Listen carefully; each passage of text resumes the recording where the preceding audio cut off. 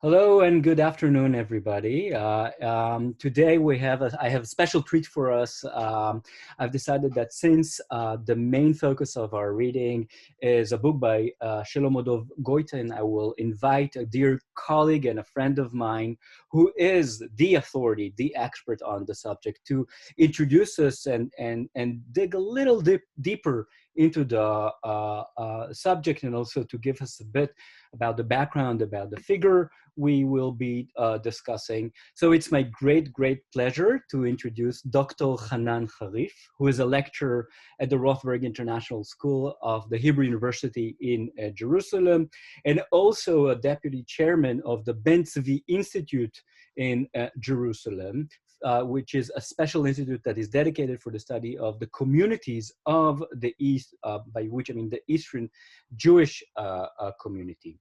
Harif is also the author of a fantastic book that I very much hope will appear in English translation soon. I even here have my own copy of the book, which is called For We Be Brethren, The Turn to the East in Zionist Thought, that came out in Jerusalem in 2019.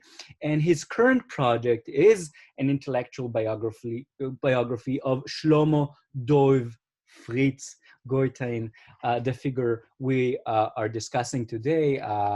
Hanan is also a very close friend and a colleague all the way back from grad school.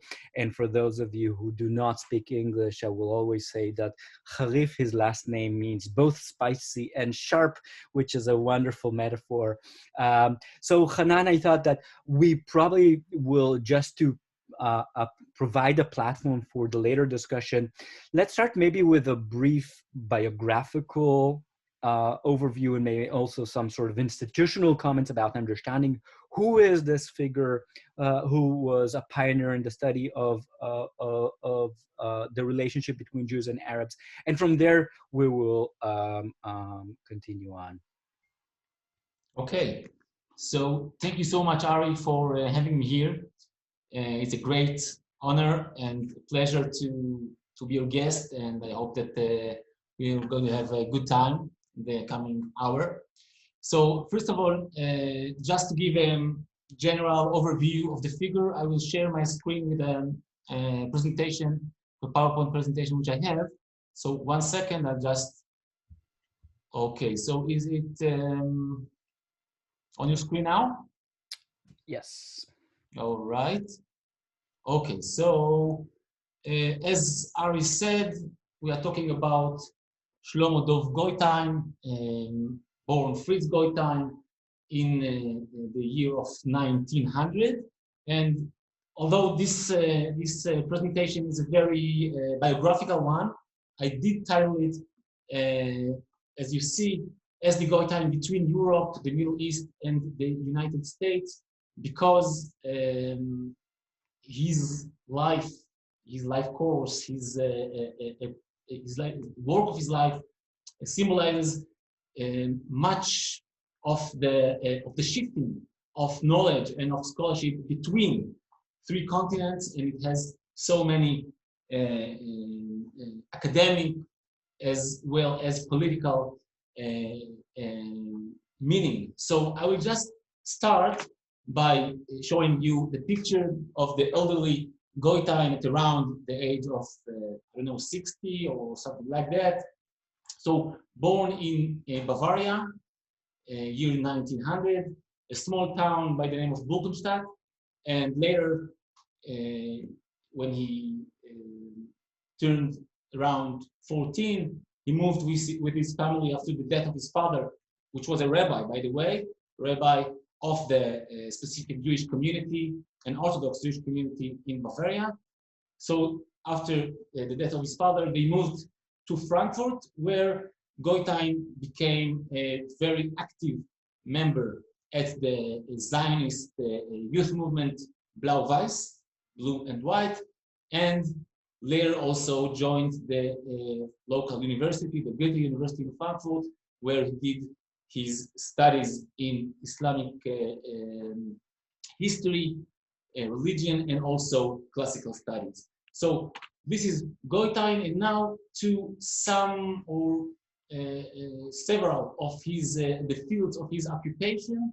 So first of all, you could see here the Geniza. We will talk about it later. What's the meaning of this Geniza research? But besides of that, as you can see, he studied the Yemenite Jews.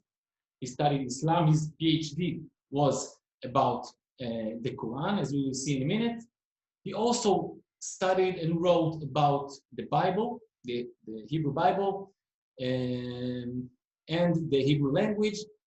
He did a lot with Arab-Jewish relations. He was very active within the Zionist movement from his youth and on, and served as a high school teacher and also inspector of education during the Mandate period in Palestine. So he, after World War I, he joined the university, did his PhD in Frankfurt and Berlin a little bit, and afterwards, in the year of 1923, Goitein left Germany on the same, by the way, on the same boat with Gershom Scholem, another highly celebrated Jewish intellectual. So they sailed together to mandatory Palestine in 1923.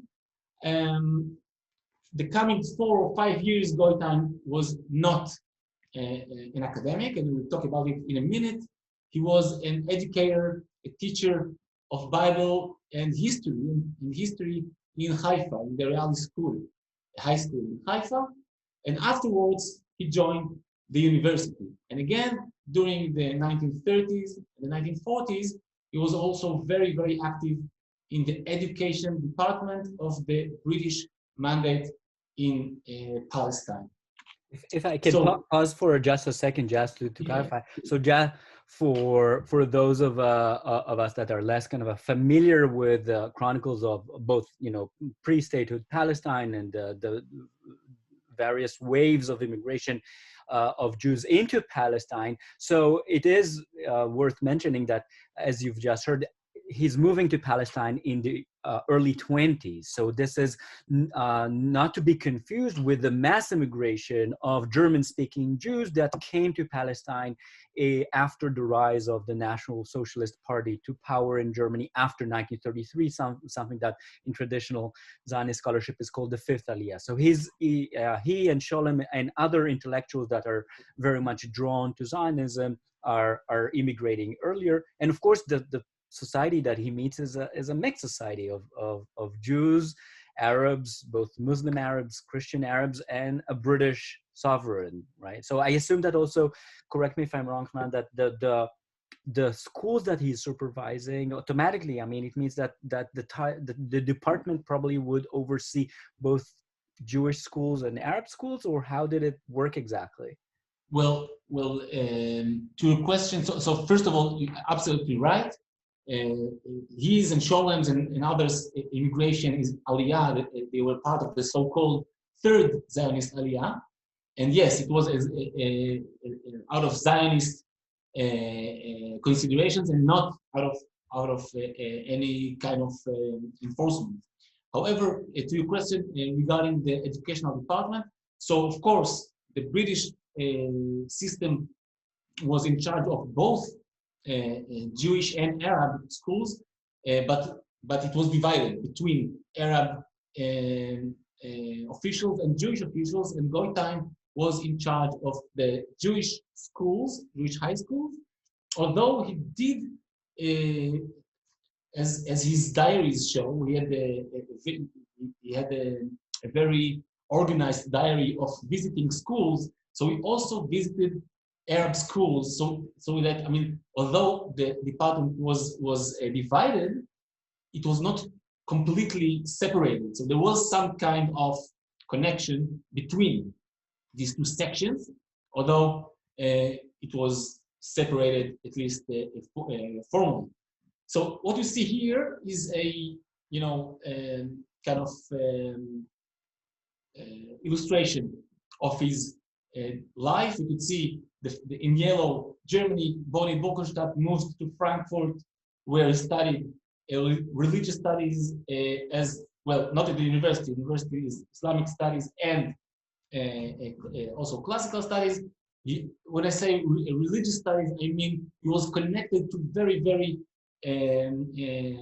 central figures within Frankfurt Jewry, such as Franz Rosenzweig, Martin Buber, Rabbi Nehemiah Nobel of Frankfurt. So he was also a part of that as an active Zionist and as a religious person for most of his life.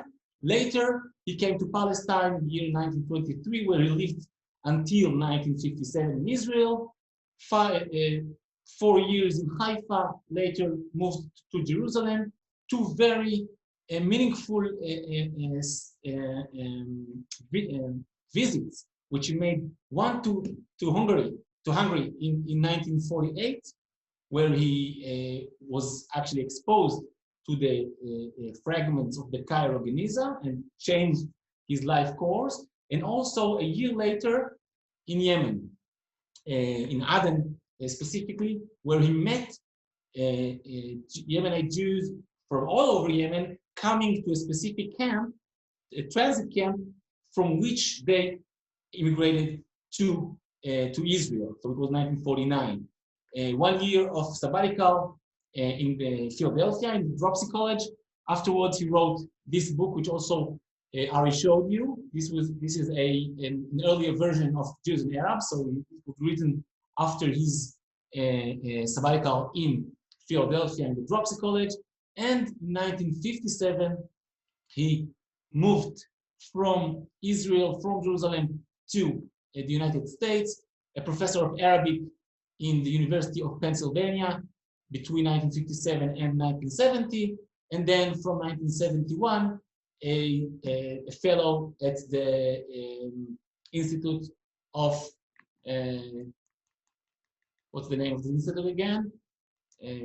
Of Advanced Studies, of course, in Princeton.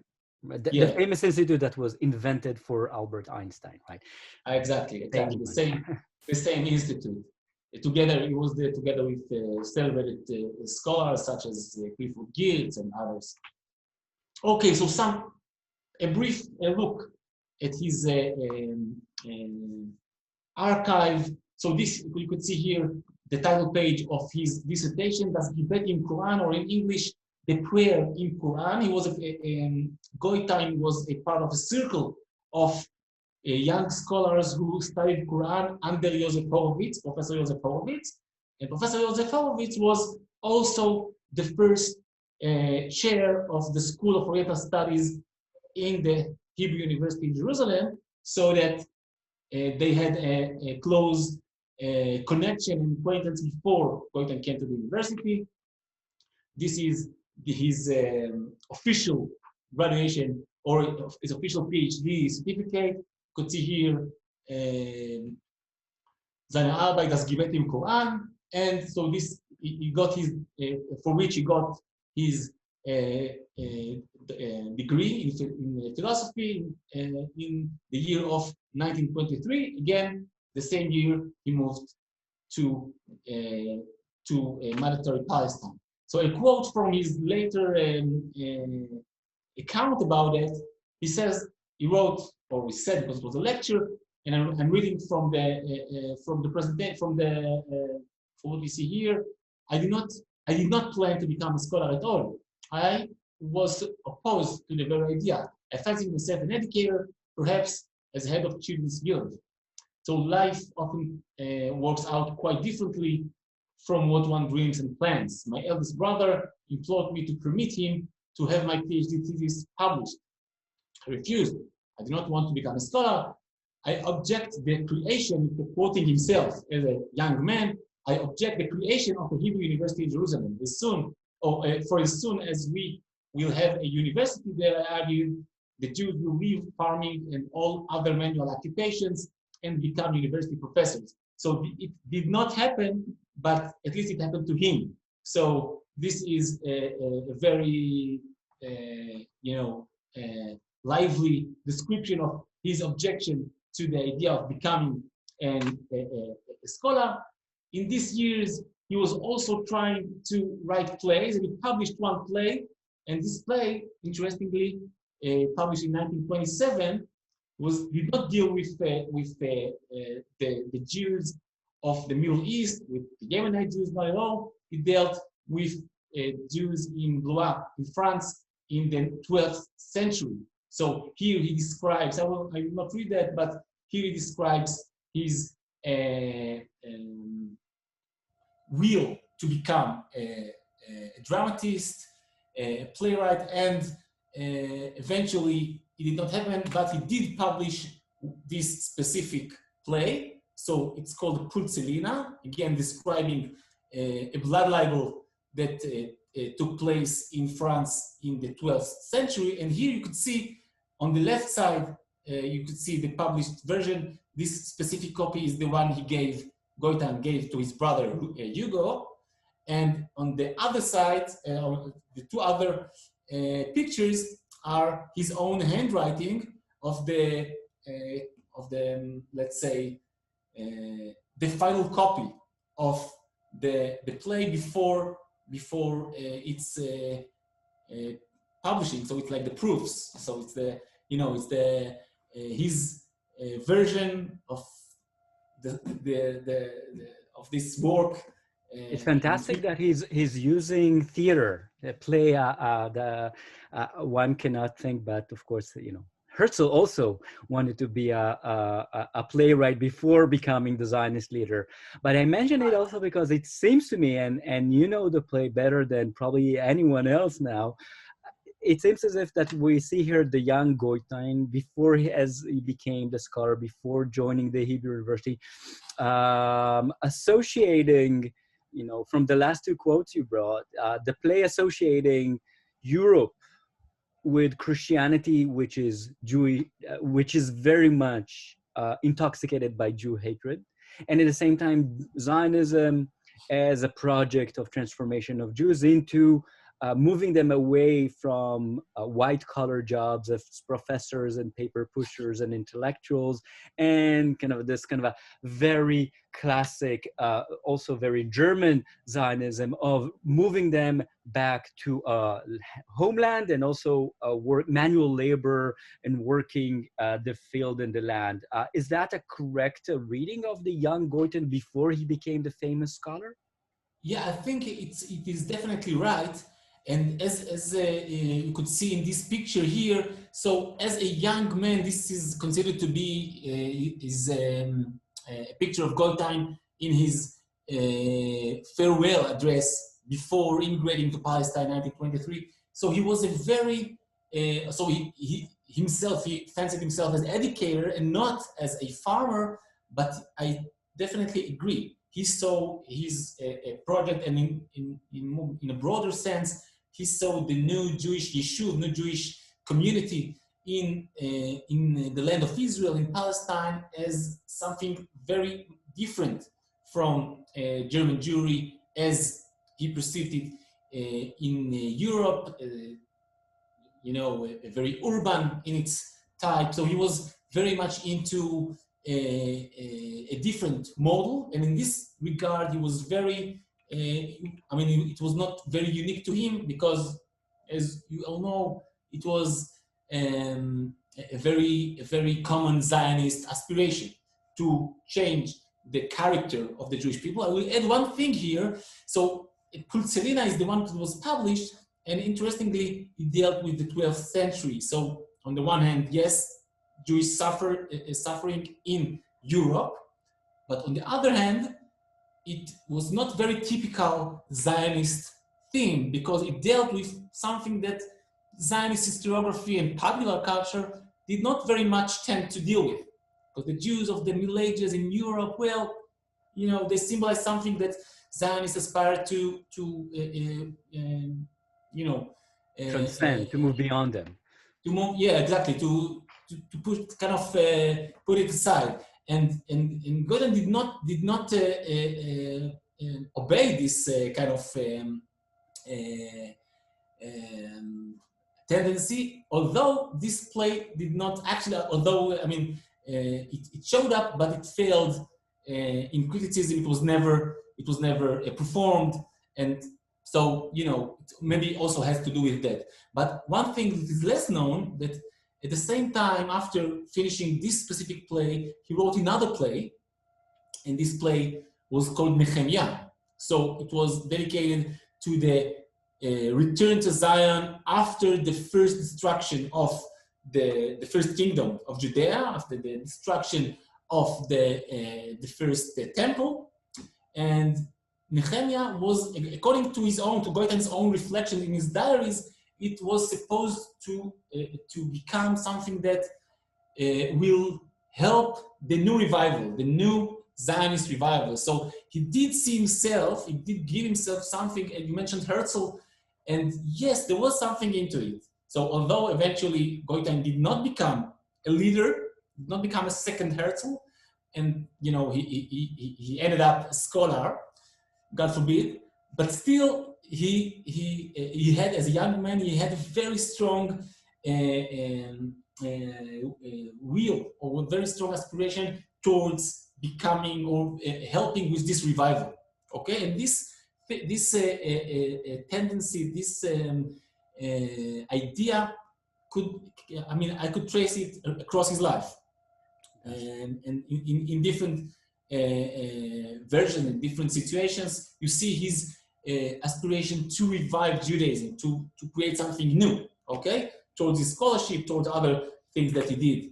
So we talked about his diary. So some interesting things that I found there. This is from the 1920s in Haifa, before the Hebrew University. On the left side, you could see things that he wrote from during his meetings with a Baha'i sage, this Baha'i scholar, in Persian. So it's a Persian notebook, and he kind of quoting this Baha'i scholar, his ideas, his stories that he tells him. You could see it also on the right side, and you could see, those of you who can read Hebrew could see this mixture of Persian and Hebrew in the text.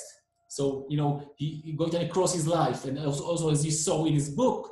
So he tried and all the time was striving to find correlations and relation between Muslim and other Eastern systems of law, cultures, and the Jewish culture. So here you can see how he traces some kind of Hebrew and Jewish ideas into this Baha'i scholars' ideas.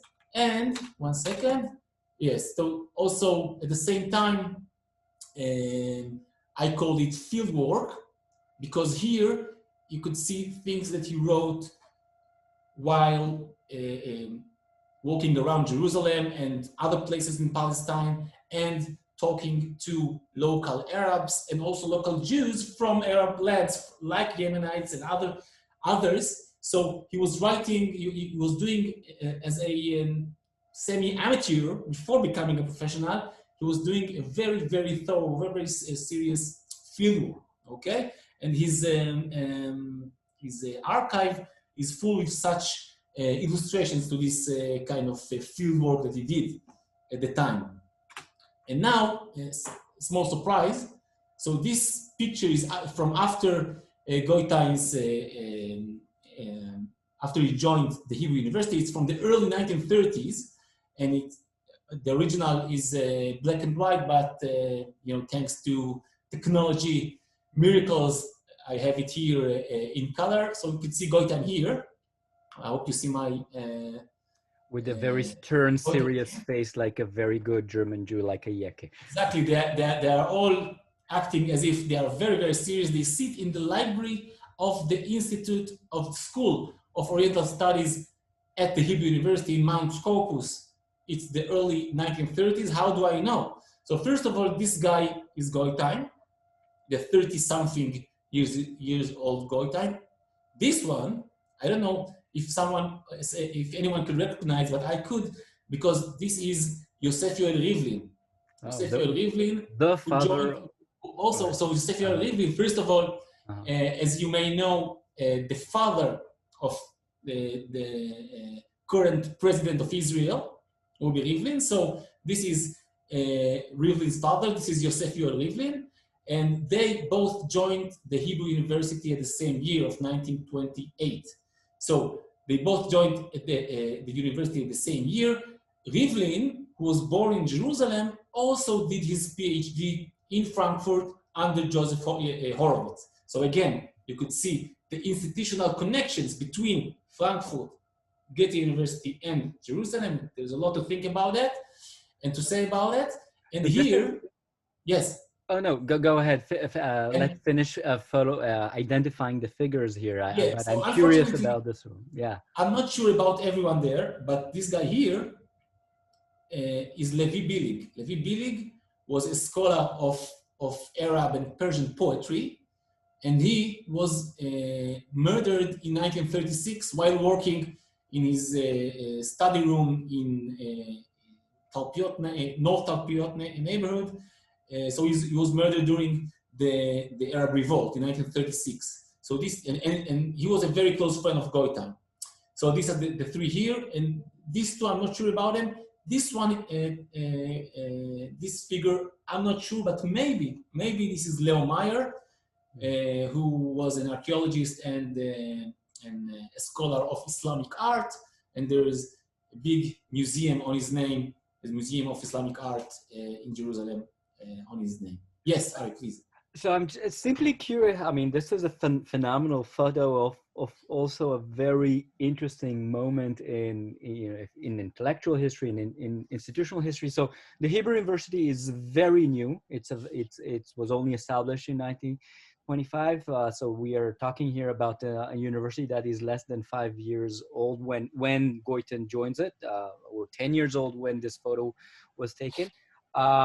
So correct me if I'm wrong. As far as I remember, Yosef Yoel Rivlin, the father of Rivlin, the Israeli president today, was probably the only figure in that group of luminaries that came from a non-Ashkenazi, a non-German Jewish background, right? That he was from a very distinguished Jerusalemite dynasty. Though, if I understand correctly from you, training-wise, in terms of the way of he was educated abroad, it was, all of them are very much influenced by the way Eastern civilizations in general and the ancient Islam and the Middle East were studied in the German academia of that time. So they were very much under the influence of German Orientalism, at least as a field of study, the German Orientalism that scholars like Susan Merchant studied, and so on. So if that a fair characterization of that School of Oriental Studies in its first years? Yeah, so first, I definitely agree. And the School of Oriental Studies was, to a great extent, it was a German institution within a Germanized university. And yes, Josef Horowitz, while being the chair of the institute, was always in absentia, so-called in absentia, because at the same time he was also a professor in Frankfurt, so he was not actually there most of the time.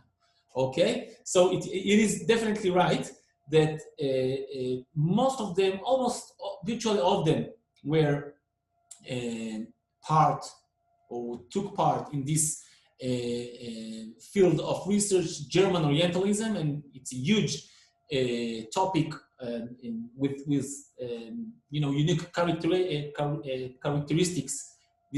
The way the Orient was studied and taught in Germany. What was it different from other places? I will just correct one small mistake. So Rivlin was an Ashkenazi. Was from an Ashkenazi, so it's an Ashkenazi family. However, right, he was born in Jerusalem, and his family, the Rivlin family, is an Ashkenazi family originally from Lithuania. So an Ostjude, a family, so a family from Eastern Europe initially that immigrated with the so-called immigration of Mitnagdim during the 19th century. And Rivlin knew Arabic from his early childhood. He describes it in his own memories because he grew up in Jerusalem and he even learned a few years in Arab schools. So Rivlin was actually a native, so-called, so to speak, a native speaker, figure. right? But he did during his 20s, he did travel to Germany, to Frankfurt, to do his PhD under Joseph Horowitz. So he did kind of combine these influences of being his knowledge, having a native knowledge, having a knowledge like, as a native to the land, but also took part in the German Orientalism as a PhD student and a doctorate, having doctorate from Frankfurt. Levi Billig did his MA in Oxford and not in Germany. And he was the only one, I think, in the institute at these years that did not have his degree from a German university. And by the way, Billig never finished his PhD. He was nominated a lecturer at the university with his MA from Oxford, and unfortunately, he died very, very young in 1936. So, we will be probably talking about it later on, but I think that probably the very German influence also might explain the earlier comments of the young Goitein when he did not want, he resisted the temptation of becoming a scholar. It's very much a system of study and interpretation that focuses on philology, that at least in its ethos and maybe pathos wants to separate pure knowledge or pure science, Wissenschaft, right, from applied knowledge. And that's of course something that Israeli scholars are debating all the time about the origins of how Israelis are studying the Middle East. But the German tradition intellectually that these scholars are emerging from is very much of that kind of a type of quote unquote pure science. It's not about creating tools that will be later employed and so on. So perhaps this is what explains his earlier resistance to becoming a scholar. The difference, the wide gap he saw between what he wanted to become, an educator and a scholar. You think that this is part of the bigger story there?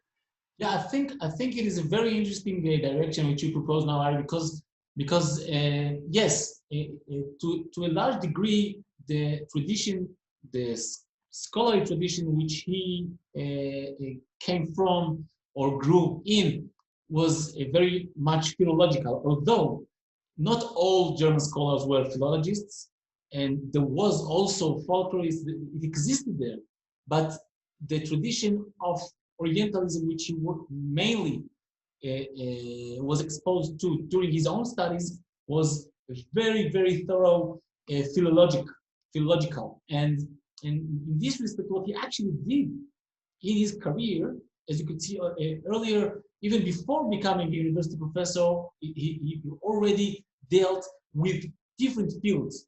And doing this field work, he was never, as a student, as a PhD student, as a graduate student in Germany, he never studied how to do that. So he actually taught himself to become an anthropologist or an ethnographer. So it depends on how you find that. But what he did, for instance, with his huge work on the Yemenites, the Jews of Yemen, was much more into ethnography and social linguistics, and less philology in the classic sense, Jewish fashion, as we know from figures like Steinschneider or other celebrated figures like Geiger and others. So he was changing something in this tradition, and maybe, just maybe, this was one of the ways out of his early self-obligation not to become a scholar. So he became a different scholar. So maybe this is how he kind of, found a way out of this trap of being a scholar. So he was a scholar, but a different scholar. Okay. Fascinating. Yes. You want us to go a little bit further with his biography? Yes, please. Okay. So we mentioned the Yemenites. So just a few examples of his works with the Yemenites. So first of all, you can see here 1934 to the left, Yemenica. So this book was his earliest publication on the culture and the language of the Yemenite Jews. It was published in Germany in 1934. It's interesting because it's already the Nazi period, but the scholarship was still connected, and they could not, at this certain point, Goitein and his fellow scholars could not see themselves detached from their land of origin. And as you can see, it's funny to see here in his name, the F, Fritz, is still there. So it's Shlomo Dov Fritz Goitein, Yemenica, a philological work from the 30s. And in the same year, he published also a more popular work. This one is from the Nuden Yemens. So it's like from or about the Jews of Yemen. And this book was published in the famous Shoken Verlag. So it's a long story that I think we don't have time to get into right now, but the Shoken publishing house published a unique series during the Nazi era, and Goitein published this more popular book about the Jews of Yemen in this series during 1934. And this book was also translated into English and published in 1947 under the title of From the Land of Sheba, Tales of the Jews of Yemen. So it's basically it's a translation, and of course many academic papers. But later in his life, 1983, the Ben Tzvi Institute, where I'm sitting right now, published a collection of this Hebrew and translated to Hebrew papers with many illustrations of his work with the Yemenites across many years, from the late 1920s until the 60s, more or less the 60s, and even something later. So this is Hateimanim. So it's like a general collection of his works on the Yemenites. One or two short quotes regarding how he actually perceived them and what made him so fascinated from the Yemenites. So this is from the Nuden Yemens. The Yemenites are the oldest Jewry on earth, meaning the bigger Jewish community that remained in the same place longer than any other, and comparing to other communities, was less influenced by inner Jewish changes or wandering, so that its religious constitution is unbroken until nowadays. So they symbolize something authentic, something ancient that somehow was less influenced. I'm continuing with the quote. It is remarkable that despite their remoteness, the Yemenites never lost the connection to the spiritual movements of Judaism in general. So in other words, he says, well, on the one hand, they were detached, and this is why they are so unique and so authentic. But on the other hand, they kept contact with other Jewish communities, or with huge phenomena such as Messianism and other things that happened across history. So they did not become too remote from the other Jews, but they still symbolize something much more ancient, much more authentic.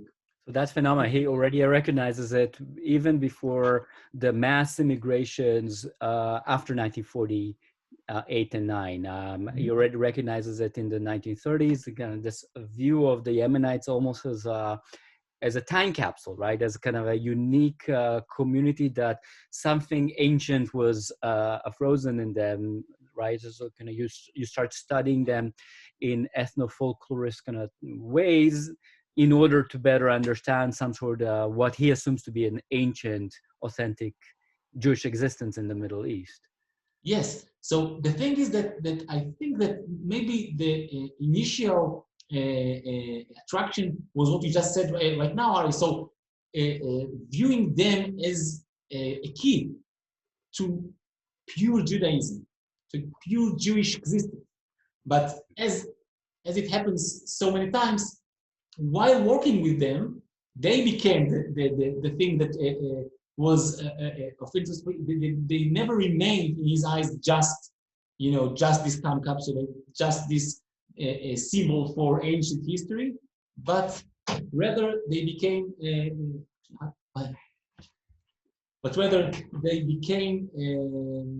interesting in themselves. So actually, you could see also in his work how things change, and you could trace this line of development in his work. And I would just mention, in recent years, many scholars are dealing with this phenomenon. A very close friend of mine, Tom Fogel, he wrote his PhD just recently submitted and approved in the Hebrew University about Goitein's Yemenite work. So it's a fascinating phenomenon. And if I may give you another quote, is it okay? So let's read that also. Getting to know the precious Jewish tribe, the Yemenites, he writes in 1983, so many years later, was one of the best presents I ever got. It opened for me a window to the world of the Orient in general. I think that without it, I might have not been able to understand correctly the Jewish society at the time of that Caribbeanism, in which I'm active for over 30 years, despite the clear difference between Yemenite lifestyle, which is spiritual, more Jewish than the one that is reflected by the Geniza pages, which is somewhat petit bourgeois. This is quite funny, I think. But my Yemenite encounter contained also a priceless human side. I felt as if something that was lost to my forefathers during their long exile in the Northlands was returned to me. So again, as an old scholar who reflects on his life and writing the preface to this book, to this collection, he says, well, for me, as a young man, it symbolized something that came from the present, from the past. Okay. I will pause here just to clarify the term Geniza in case some of our listeners are not familiar with the term. So Geniza, literally, or in Hebrew, that's a term for a hiding place, if you'd like. It's a specific storage area in which, of course, in Judaism, sacred texts are not allowed to be thrown away. You put them aside in sort of almost a cemetery for texts. And in 1896, 4 years before the new century broke out, a very famous storage of this kind, the Cairo Geniza, was discovered, and that was a huge revolution for those who were studying ancient Judaism, because suddenly they had a mass of ancient documents, and that really provided them with so many important documents that allowed them to better reconstruct late antiquity and medieval Jewish life that they could not do otherwise. And I think that it's important to understand that in the context of Jewish history, that is something that would allow even a German Jewish scholar like Goitein and others to go and beyond the classic big monumental histories of scholars like Heinrich Gretz, that was writing big multi-volume studies of Judaism, pretty much from antiquity to modernity.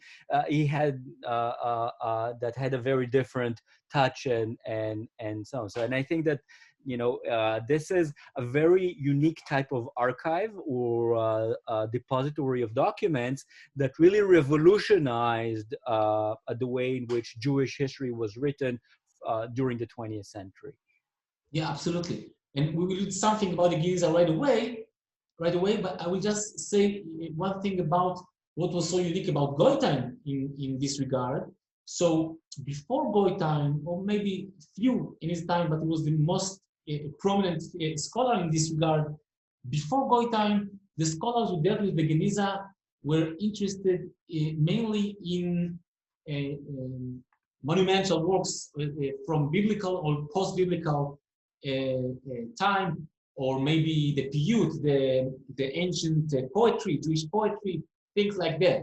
And Schechter, which we mentioned his finding of the Geniza, when he found the papers which Goitein later dealt with, he said it's trash. It's trash. There's a wonderful book about it. It's called Sacred Trash, with giving the story of the Cairo Geniza. So Goitein was unique in this, in the sense of he took the kind of boring lists of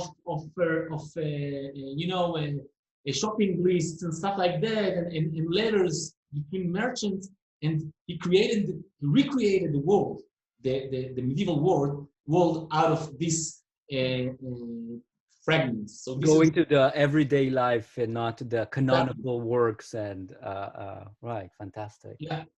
Yeah. So before we get there, just a few illustrations to his work in the field of language, Hebrew language. You could see here the teaching of Hebrew in the land of Israel, in Palestinian schools. So you see, it's a combination of his research and his actual work as a high official during the Mandate period. It's the 40s, and also an interesting book about the Hebrew Mivtah, the Hebrew pronunciation. And he was very, very much upset about how young Israelis use their language. He did not like at all the way they kind of talk. But it's a kind of a different story. And it also, I think, it also has to do with his German upbringing. So he was also a Yeki, or a German Jew in some senses. He remained something. I'm sure that he was upset about the pronunciation in a very thick German accent. Yeah. Okay. So, but it's a story in itself. So something about the Arabic, the Arab language. So it's a paper from 1936. He says in the beginning, it's like basically it's a methodological paper, but when he opens it, he writes, the study of Arabic is a part of Zionism, part of the return to the Semitic Orient, which today is all Arab speaking. We want our children to be at home in the Orient and to be capable of acting within it, just as we hope that they will hold on to the precious legacy of European spirituality, which we brought here with us. So again, he wants to be a European, and also, or wants the next generation to also be a part of the Orient, be able to act, to do things here. So it's a very interesting and very fundamental point. Not only in Goitein was very remarkable at this regard, but was broader. And we mentioned the Hebrew University and the School of Oriental Studies. So also this school, this institute, had this idea, this vision of, creating a bridge between the Jews and Europe and the Orient, the East. So this idea of studying Arabic and teaching and being able to use Arabic, according to Goitein, was a very, very strong or very, very important aspect of Zionism itself. And this is why his figure is very interesting also in this regard. And in his book, which you read from, Jews and Arabs, actually a very, I think, very informative illustration to this tendency, trying to create this bridge. So yeah, so this is some photos from his life in the United States. You could see Philadelphia and Princeton with his wife Teresa, which actually had to quit her own job as an educator and musical educator, and one of the founders of rhythmics. I don't know if you use this word, like with musical education and sports with it, combined with it in for children, for little children in Israel, Palestine, and Israel. So this is from their life in the United States, and I think that Ari, tell me if you want me to move to Do it briefly, yes. Elisa, Just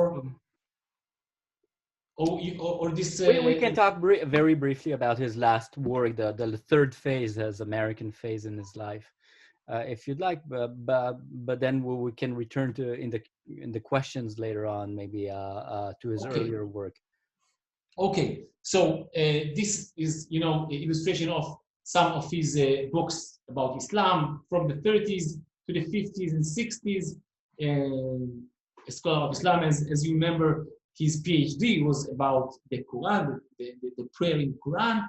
And again, as you could see here in this paper from the 1960s, he says, first and foremost, however, Islam must be compared with Judaism, because the two religions are so very similar to each other, or from a typological point of view, are identical in pattern. Islam, like Judaism, is a religion of commandments, in which the minute observance of ritual and ethical injunctions is intended to sanctify every moment of the believer's life and to make him continuously aware of his being just a servant of God. So it's, you know, it's a very complicated statement here, but it's very clear how he perceived Judaism also, not only how he perceived Islam. And there is something, I think, very orthodox in this putting Judaism that way, although, of course, it's a very interesting way to see how Goitein kind of takes Judaism and Islam and says, well, actually, the classical version of Judaism and of Islam are actually how they grew up together. So they symbolize something similar, and of course, it comes out against the idea of Judeo-Christian culture. So according to Goitein, it's much more Judeo-Muslim culture. Right. So this is something to think about, and this is the book we mentioned several times already, and I think a bestseller from the 50s to 60s and 70s. The last version so far is from 2005 under a slightly different subtitle, but basically the same work. So let's switch to the Cairo Geniza research. So first of all, you could see here the magnum opus of Goitein, a 5-volume and another volume of index, but here the 5-volume of scholarship, Cairo Geniza, a Mediterranean society. So in this work, which started already in the 1950s, some cooperation with Fernand Braudel in France, but this cooperation was limited, and eventually Goitein ended up, as already mentioned, in the United States, working with von Grunebaum. What was his first name? Anyway, with von Grunebaum in UCLA, and publishing this work, which actually reconstruct the life of Jewish communities in the Mediterranean area, not a specific land, not only Egypt or not only North Africa, not only Spain, but across the Mediterranean. And as you could see, a Mediterranean society and not the Mediterranean society. So Goitein wanted to give a portrait of these Jewish merchants who lived across the Mediterranean basin and show how their life were actually handled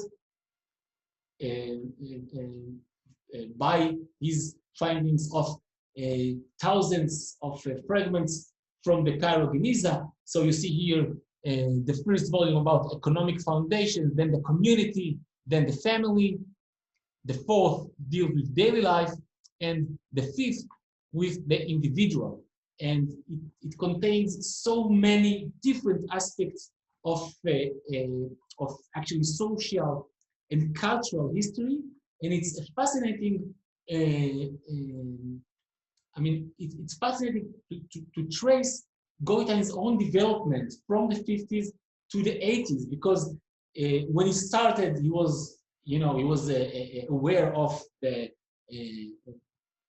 Geniza in general, and with the research, certain kind of research. But then, while doing his work in the United States, and while gaining acquaintance with new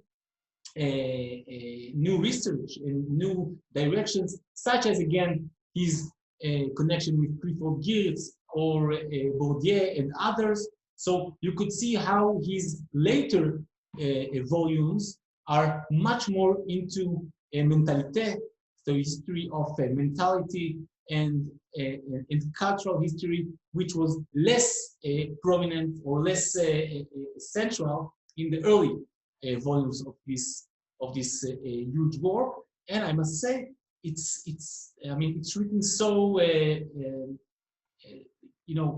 makes a great reading. You don't have to be an expert or a medievalist to find interest in that. It's written very, very, very, very nicely, very fluently. So Goitein had a very good English style, and in this regard, it was quite different from many German scholars who actually struggled all their life or ignored the English altogether. So Goitein, and maybe it has to do, I'm sure it has to do with his long occupation as a mandate, as a mandate high official. So he was very, very easy also with English. So this work is his huge contribution to medieval history in general, not only the study of the Geniza or Jewish history, but to the history of the Islamic world in general during the Middle Ages.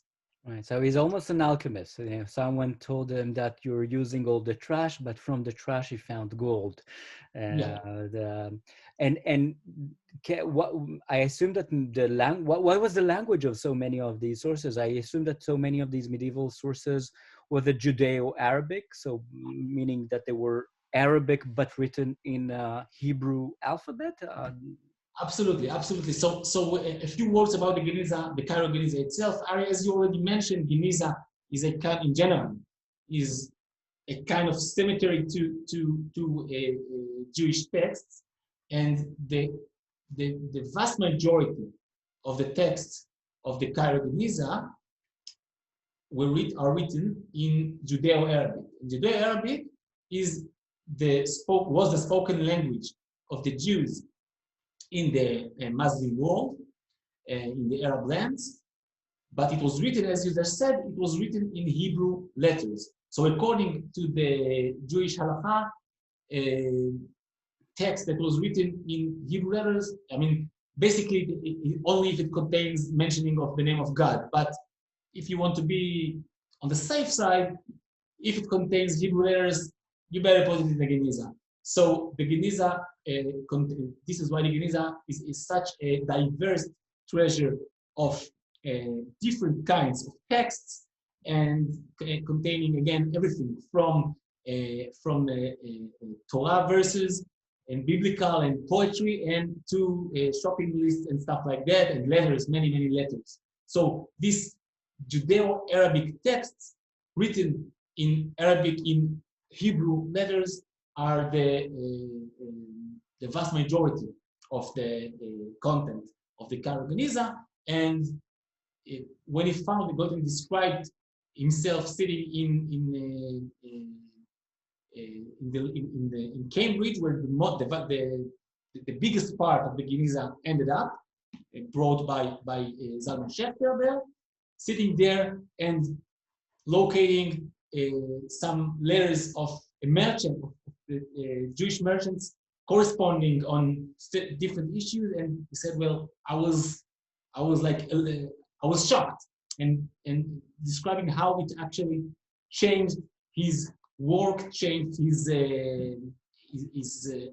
even his life course, because he became from a scholar of Yemenite Jews, Yemenite Jewry, to scholar of medieval Mediterranean and Jewish life there. And as we already saw, he across his life, he was kind of thinking about what the differences between the Yemenite life, which were symbolized for him, symbolize something more Jewish, more kind of authentic or something like that, and the Geniza merchants, which symbolize a more, let's say, bourgeoisie, more respectable and European. and European. And one last thing in this regard, maybe, it also, Goitein was very open in his remarks, in his letters, in his diaries, and also in his writings, and in his footnotes, for instance. And several times I came across his comparing between Israel and the United States, to which he moved in the 1950s and 57. And for him, while the young state of Israel and the pre-Israel Palestine symbolized a Zionist, a pioneer, as he himself experienced it, something that a new society which with all this idealism and ideals of farming and all that, the American Jew is symbolized for him something different, a different type of Jewish existence. And as years passed and as he himself became older and older, he found himself more identifying with the American way of life than with the Israeli way of life. And we didn't yet speak about the reason why he left Israel. It's a huge debate it was a huge debate, and in a way, it's still a debate among his followers or his students or historians who study these figures.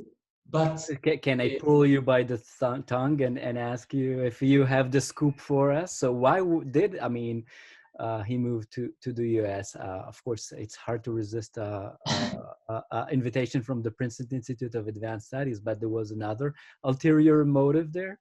Yeah, actually, there were some motivations. The Institute of Advanced Studies was later because it started only in the 1971, but he was invited. He was invited to move by University of Pennsylvania by his friend Ephraim Avigdor Spicer, was chairing the Oriental Institute in the University of Pennsylvania. He was invited by him, but he would not leave Israel without a good reason to do that. So it was not that he was, he never became anti-Zionist.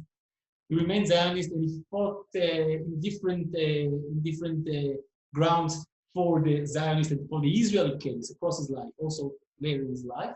But so let's say there were two main reasons there. One of them has to do with his, after he started the what he called the Geniza project, the Geniza project. So for him, he was looking for funding. He was looking for a place where he could do his work without so many occupations. And in Israel, he was an institution. And I'm quoting one of his closest students, Professor Noam Stillman, who was for many years a professor in Oklahoma University, and now is here in Jerusalem. And Noam told me a few times that when he spoke with Goitein about it, Goitein told him, look, in Jerusalem, I was an institution. So he was involved in so many fields, in education, in politics even. He was offered to be the headmaster of the Misrad HaChinuch, the Office of Education. Ministry of Education. He didn't do that, but he was dealing with so many different topics, and he needed also the money for this project. So he hoped that the American University will be able to help him with this project. And initially, he left for a few years. This was his initial intention, but as it happens many times, eventually he ended up there because work continued and it never actually stopped. He actually died in 1985 while doing his work and while working, while finishing the fifth volume of this work, in Mediterranean Society. But there was another reason. And this reason, this is the official reason which he gave to Spicer when he left, or when he kind of accepted his invitation. And according to this letter, and everyone has his can choose whether to take it seriously or not. He says like this. I'm kind of quoting, writing something like a Jewish Arabist can work for the understanding of Jews and Arabs in an American university better than in Jerusalem. So he also wanted to use his new position in the University of Pennsylvania as a place where he could represent the Israeli and Zionist case, and also maybe create some better connections between East and West, between the Jewish and the Arab world. And I don't know, I mean, eventually it was more like fighting for the Israeli case and less, creating bridges. But for him, this it was not a contradiction. So he hoped to be able to be a good representative of the Israeli case and somehow work for understanding both sides of each other. And this book, which you read from, actually was one of his central, let's say, publications on this topic. And Right. you could see across this book several places where he tries to show how the establishment of Israel actually is a new beginning for the region in general. Of course, it's a very Zionist point of view. And some scholars criticized him for that, saying that actually he ignored the price that the Palestinians had to pay for this new beginning. But as he saw it, his move to the United States could serve also not only the Zionist case, but also some understanding or mutual kind of understanding of Jews and Arabs. Well, thank you. I mean, I'm very happy that you brought that up. I mean, I agree with you that a careful reading of his 1955 book automatically shows you something which is, I mean, that it's geared towards a non-Israeli and non-Middle Eastern audience. I mean, there is something about, it's clear that he intends it for a reader from North America, not necessarily the American Jew, but definitely someone from the US or the English-speaking world that seeks understanding of the region.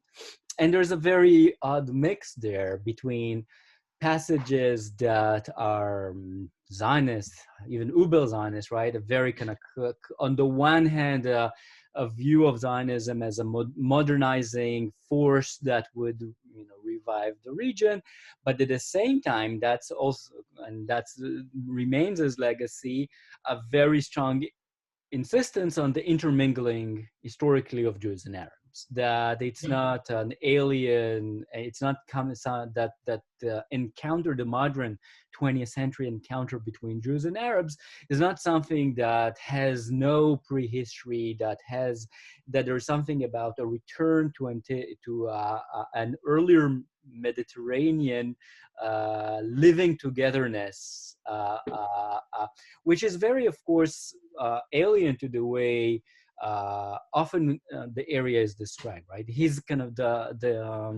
it's 180 degrees opposite from this kind of Samuel Huntingtonian imagination that there's a class of civilization and Jews belong to civilization A, which is Western and European. Arabs is a different Eastern civilization, and part of what explains the conflict is that it's exactly on that crevice and the point where these civilizations meet and encounter. He imagines it as an intermingling, and I love the way you use the bridge as a metaphor, right? That there's something about.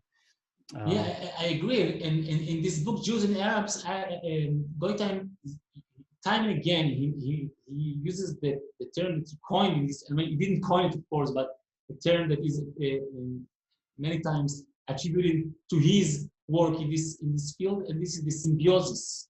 So talking about the Arab-Jewish symbiosis across the history, and Goitein was, I mean, it was not his invention, of course, and the view of the medieval Spain, medieval Muslim world as a world of tolerance is something that was celebrated by 19th century German and other European scholars. But Goitein was maybe one of the first to do a very, give this idea, this general idea, a very detailed and contextual, give some context to this idea of symbiosis. And he was not trying to say that life under Islam were a paradise for Jews. And in this book, Jews and Arabs, you could see places where you say, well, it was not always such a good relations between two sides, but still, according to Goitein, Arab and Muslim culture was like created on the cradle of Judaism, and at the same time, it contributed to Judaism its classic, or it contributed to the creation of its classic shape. So Goitein says, well, this period with its better and worse side was so unique, so important for both cultures that one must understand this culture, as we saw in one of the quotes before, Islam and Judaism is something, is two things related to the very same cultural phenomenon. And also in terms of social life, this symbiosis is a very optimistic, very positive way of describing the Jewish life under Islam. Of course, again, Goitein is not naive. He doesn't say that it was always fun, but he gives a very different description, very different depiction of that from this Samuel Huntingtonian, as you said, Ari, a way of putting things. And yeah, there's a lot to think about it. And this idea was used by many authors, several. One of them is Amir El-Kalai. I have his book here, After Jews and Arabs.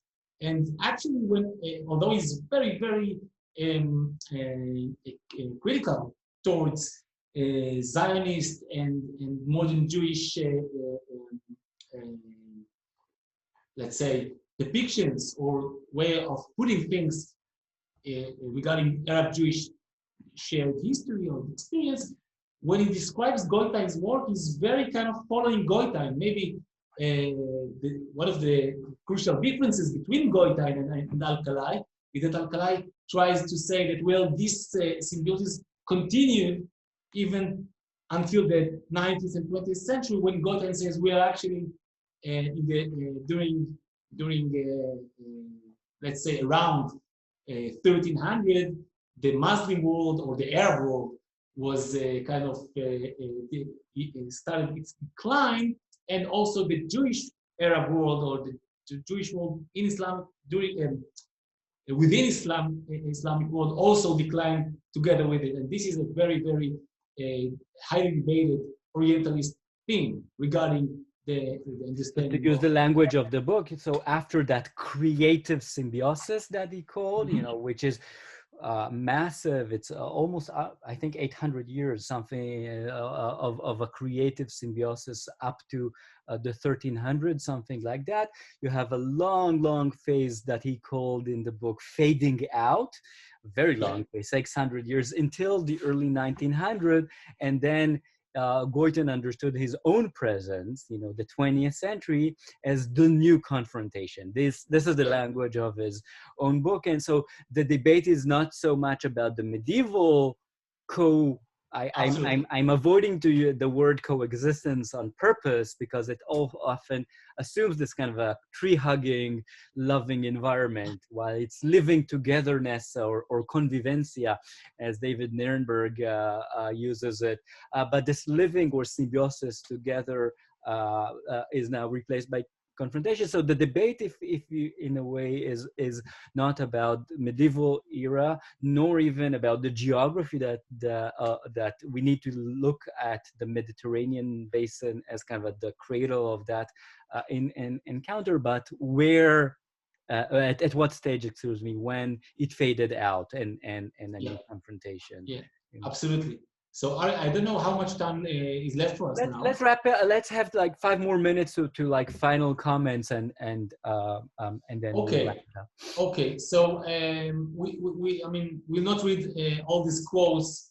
I will just say that let's do it that way. We read one thing about the Geniza, okay, and then something about Goitein's regional outlook. Okay. So this quote. The first one here from this lecture from 1970. It all started in 1948 when I was sent to Budapest, Hungary, as a special mission, on a special mission which failed. So this mission is a fascinating story on which I'm writing right now. I cannot get into it right now, but it had to do with remnants of Jewish books after the Holocaust, with education, with politics, etc., etc. Another quote from his book here about education. So, again, scholarship and interest in education. So, a book dealing with education in the time of the Geniza. I'm quoting, "The person of the Geniza in general was a man of solid ethical views. His religiosity was simple and healthy. He was remarkably realistic and free of superstitions, and usually a loyal son to his nation. The admiration of scholarship and scholars was common and candid." So I think it also resonates in a way to his Jewish American experience about the respect to scholarship and all that. So this is something about how he portrayed this society. And now, you could see here, so this map.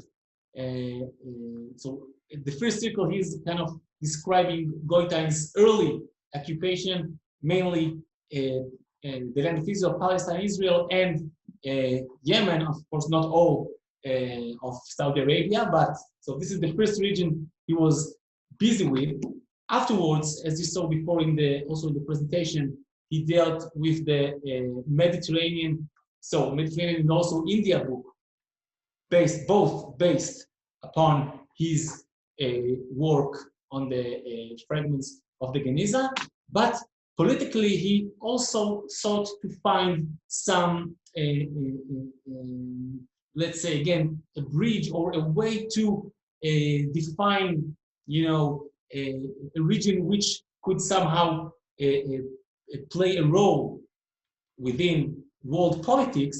And this quote here, it has to do with his political views. So we'll read it here, and I think it could leave us with some thoughts. Okay, after I finish.